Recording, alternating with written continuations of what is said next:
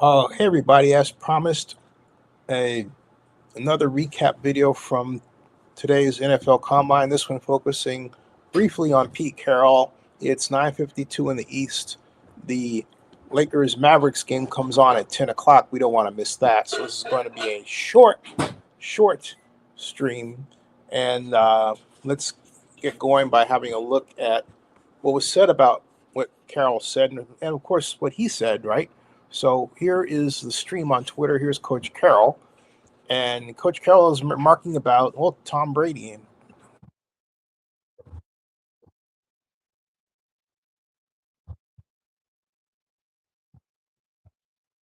Now John Spytek is the Raiders' new general manager. They have appeared as if they're joined at the hip to the media.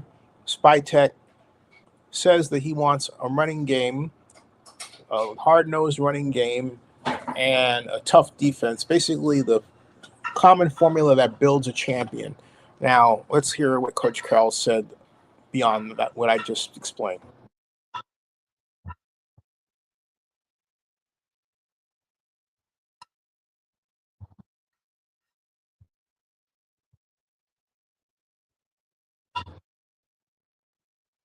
You're going to hear that a lot. Tough-minded, competitive, and efficient, goal-oriented. I think a lot of adjectives along the lines of building a company, or what Bill Walsh, the late Bill Walsh, would call in his book by the title Building a Champion, just that, building a champion, establishing a set of themes, what you want your team to be, how you want your team to think. And that's going to lead to the approach on the field, the play design, play calling, defense, defensive calling, coaching and defense, and everything that goes into building a Super Bowl champion. Let's listen some more.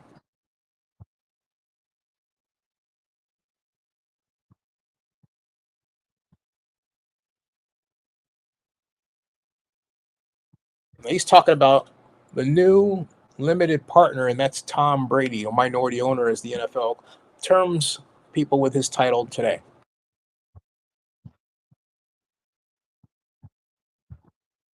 Yeah. So Tom Brady, this is Tom's team. Mark Davis, as has been his wont to do since 2016, has searched for an able partner to essentially pick up the mantle of the football side of things, and he's found that in Tom Brady. Originally, he thought he had that in Mark Bourdain, but Mark Bourdain's more of a business guy, and so he had toyed with Mark Davis bringing someone on who could take the football side of being president. On top of that, he had tried to sell the Raiders, at least 20% of the Raiders, for, I would say, going back about 15 years. Now he's accomplished all those objectives with three minority partners, and one of them being Brady.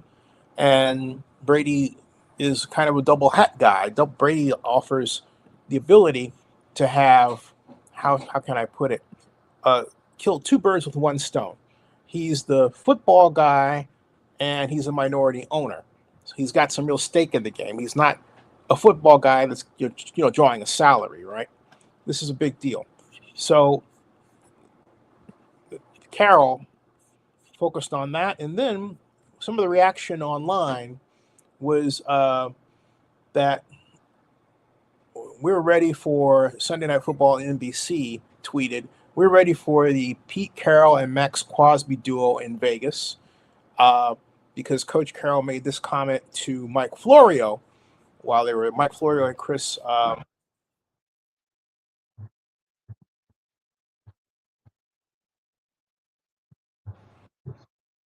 He's talking about Max Crosby.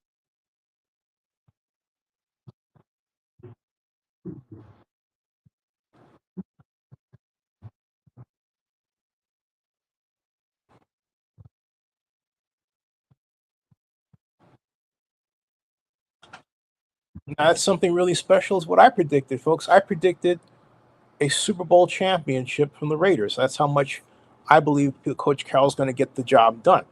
And it's nice that he's constantly punching these themes that have to do with victory, desire, winning, challenge, toughness, and efficiency. All these words have constantly punched through his exchanges with the media. And I would add focus. Focus. I think he would too.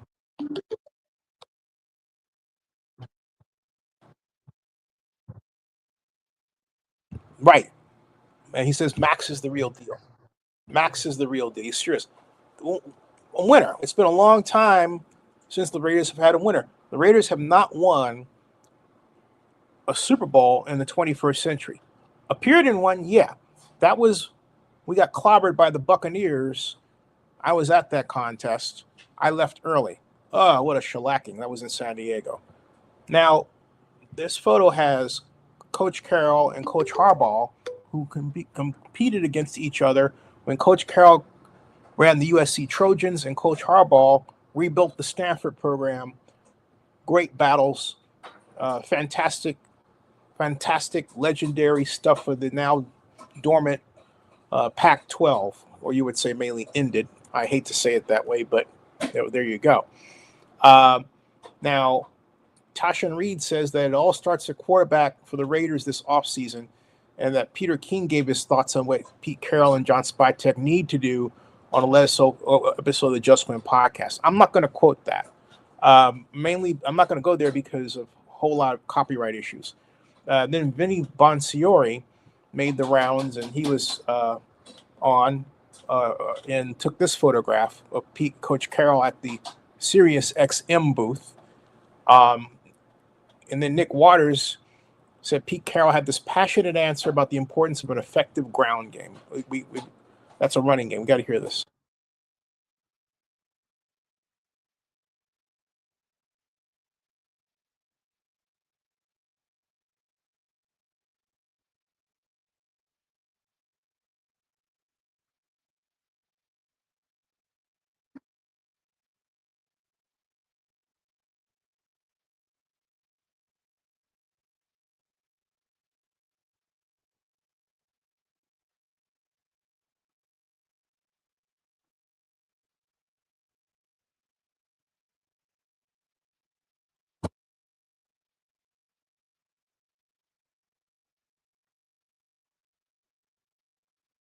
Right.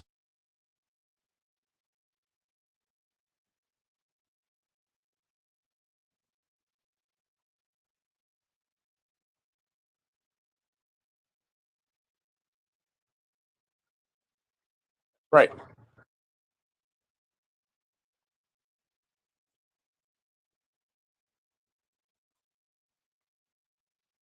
And I got to stop right. It's nice to hear somebody quote the late, great Bill Walsh. I had the opportunity to interview Bill Walsh in 1994. Walsh is concerned, he said to me then, formations are one thing. Everybody can come up with great formations, but it's the fundamentals of football, in this case, passing game footwork we were talking about, that are important. I conducted that in an interview for the Montclarian in Oakland.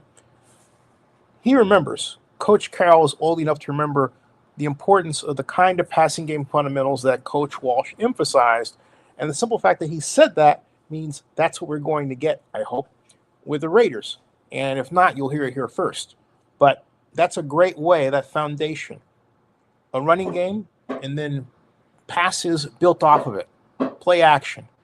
And then, of course, mixed in with the type of Raider passing game that throws deep, that loves speed. That's the one thing I didn't hear Coach Carroll talk about. And I do think if I were there, I would have asked about it, the importance of speed. For example, last year, the Kansas City Chiefs wasted no time in taking the fastest player in the NFL Combine off the board in the draft. That was Xavier Worthy. They made him the last pick in the first round in the NFL draft. The Raiders let him sit there, didn't even go after him. Al Davis, I know, was screaming from heaven, what the heck are you guys doing letting the Chiefs get that guy in our own division? And what did the Chiefs proceed to do with Xavier Worthy with respect to the Raiders? Bludgeon the Raiders with him. No question about it. The fastest person in football playing split end, and you had to deal with him on every down in some kind of way. Xavier Worthy should have been a Raider. That was a massive mistake. Let's hope that Pete Carroll and company and John Spytek and the personnel department don't make that mistake again. Raiders need to go back to getting speed players. If they're not fast, move on. Let's see what else is going on with this before we close out, because we just have a few minutes before the Lakers and Mavericks start. You've got that was the whole press conference here. They have it on, and I'll put this. Actually, it's also on ZennyReport.com if you want to hear it. But what do I think, absent all of these comments? I will say it again. I'll repeat it. Pete Carroll is sending all the right messages. I want to see what Chip Kelly does offensively this time. But Kelly is an excellent innovator of scheme, but I want to know if the offensive team is going to be mated with the analytic team so that beyond the first 5 or 6 games, the Raiders don't get caught up in having a team throw the right defensive answer to their offense, or very vice versa for their defense with respect to the opponent's offense, so that, hey, they're 5-0 or 6-0, and next thing you know, everyone has the answer to beat them, and they lose the next 6 games. That happened famously with the Atlanta Falcons when they were coached by Dan Quinn. And the offensive coordinator was Kyle Shanahan. 5-0 out the gate. Everyone was writing their ticket to the Super Bowl, and it didn't happen. And they crashed. Now, they did eventually go to the Super Bowl, but even then, when they got up 28-3, Belichick changed everything he did. Everything. And you know what happened after that. The New England Patriots staged the greatest comeback in Super Bowl history and win. And then people will talk about that for the rest of my life and the rest of your life beyond mine if you're younger than I am. So it's very important to understand how to scout yourself, how to change what you're doing, and make sure that you practice all these different approaches so that you're not putting an inefficient approach on the field, and your runs and your blocks are crisp, your tackling is sound, and your play calling is sound. None of these plays where you have, say, the fullback behind the quarterback, the halfback on the weak side behind the offensive tackle, the linebacker sitting there, and you've got no way to block the linebacker. What the person will do is they'll put the halfback in motion going out to the weak side, right? And then give it to the fullback. But guess what? The linebacker's still there, and no one has blocked him. No one's blocked him. And I had a guy whose name I will not mention tell me that was a good play. And it wasn't a good play. It wasn't. I can go on and on about this sort of, I call it coaching malpractice. But I'll stop right now because Luka Doncic is on the floor for the Lakers. The Laker girls are dancing. The crowd is going.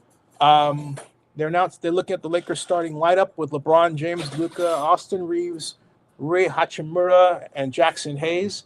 And so I'm going to say to you, hey, subscribe to Zenny62 if you haven't done so, and bookmark NFL News by Zenny62.com, and that ends this stream. Thank you.